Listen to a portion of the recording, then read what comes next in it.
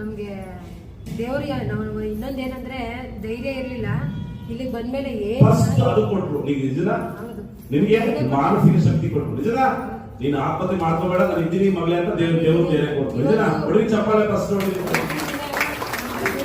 ಪೂಜೆ ಮಾಡುವಾಗೆಲ್ಲ ನಾನು ಧೈರ್ಯ ಇವತ್ತು ಕೊಡ್ತಾ ಇದ್ದಾರೆ, ಇವಾಗ್ಲೂ ಕೊಟ್ರು, ಕೊಡ್ತಾನೆ ಇದ್ದಾರೆ. ಆದ್ರಿಂದ ನನ್ಗೆ ಇವಾಗ ನಂಬಿಕೆ ಇದೆ. ತುಂಬಾ ಆಚೆ ಬಂದಿದ್ದೀನಿ, ತುಂಬಾ ಆಚೆ ಬಂದಿದ್ದೀನಿ. ಯಾರೋ ನಂಬಿ ದುಡ್ಡು ವ್ಯವಹಾರ ಕೈ ಹಾಕ್ಬಿಟ್ಟಿದ್ದೆ ಹೆಣ್ಮಕ್ಳು. ಯಾರು ನಂಬಿ ಹೆಣ್ಮಕ್ಳುಗಳು ಸ್ನೇಹಿತರು ಇರ್ತಾರಲ್ಲ, ಯಾರೋ ಒಬ್ಬ ಕಷ್ಟದಲ್ಲಿದ್ದಾರೆ, ಹೆಣ್ಮಕ್ಳು ಸಹಾಯ ಮಾಡ್ಕೊಂಡು ಹೋಗ್ಬಿಟ್ಟು ಕೈ ಹಾಕ್ಬಿಟ್ಟು ಫುಲ್ ತಲೆಬೇಕು ಎಲ್ಲ. ಇವತ್ತು ನಾನು ಕ್ರಿಯಾಯೋಗ ಮಾಡುವಾಗಿ ನಾನು 3 ವಾರ ಕೇಳ್ಕೊಂಡಿದ್ದೆ, ಆದ್ರೆ ಒಂದೊಂದೇ ಆಗ್ತಾ ಇದೆ. ಸ್ಟಾರ್ಟ್ ರನ್ನಿಂಗ್ ಆಗಿದೆ ನನಗೆ. 3 ತಿಂಗಳಾಯ್ತು ಅಷ್ಟೇ ಬಂದು ರನ್ ಆಗ್ತಾ ಇದೆ. ಆದ್ರೆ ಅದಕ್ಕಿನ್ನ 3 ವಾರ ಬಿಟ್ಟು ಇನ್ನ ಬೇರೆ ಬೇರೆ ಆಗ್ತಾನೆ ಇದೆ. ಆಲ್ರೆಡಿ 1 ವರ್ಷದಿಂದ 2 ವರ್ಷ ಬಿಟ್ಟು ಹೋಗಿದ್ದೆ ಅಷ್ಟು ದೇವರು ಅದನ್ನ ಸಿಕ್ಬಿಟ್ಟಿದ್ದೀನಿ. ಹೌದೌದು, ಶುಭವಾಗಿ ಚಪ್ಪಾಳೆ ಹಾಕಿಬಿಡಿ.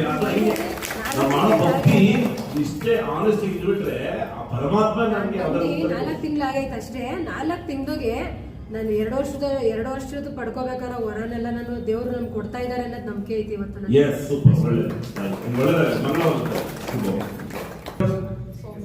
ಏನಾಗ್ಬೇಕು ನಿಮ್ಗೆ? ಗುರುಗಳೇ, ನಮ್ಗೆ ಸಾಲ ಇತ್ತು, ಗಾಡಿಗಳು ಓಡ್ತಾ ಇರ್ಲಿಲ್ಲ.